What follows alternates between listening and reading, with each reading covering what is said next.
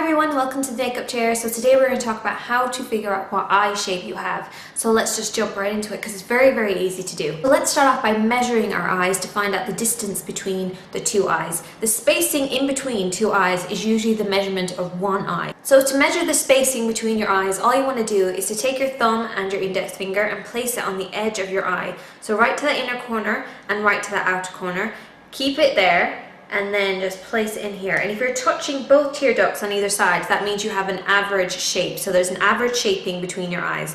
If you feel like you're kind of touching your eye and you're kind of poking yourself in your eye, that means your eyes are closer together. There's less space in here. And if you kind of have a little bit extra space and you're not touching the inner tear duct or you're not touching the edge of your eye, that means that your eyes are spaced wider apart. So you have wide set eyes. So now that we know the spacing between our eyes, we're going to move on to the shape of your eyes. I'm going to talk about two opposites, which are deep set eyes and prominent eyes. So prominent eyes are a little bit more bulging, so they kind of pop out a little bit more on your skull. And the easiest way is to feel underneath your lashes like this. And if you can kind of feel your eyeball, that means they're slightly bulging outwards. And you can also have this little bit of a bag underneath your eyes. I call it like my lower lid.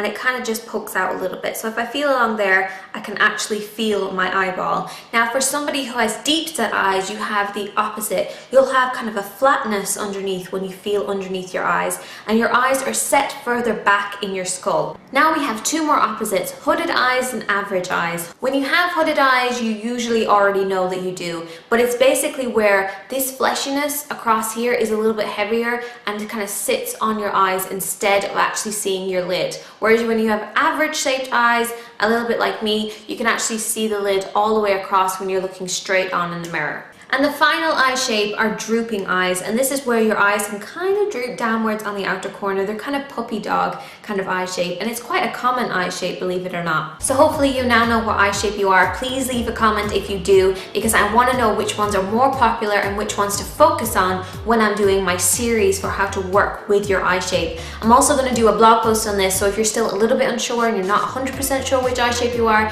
check out my blog post. It's going to be in the description box, and I'm going to talk about celebrity people and have a little bit more visuals and all that kind of stuff on there as well, and I'll hopefully see you guys then.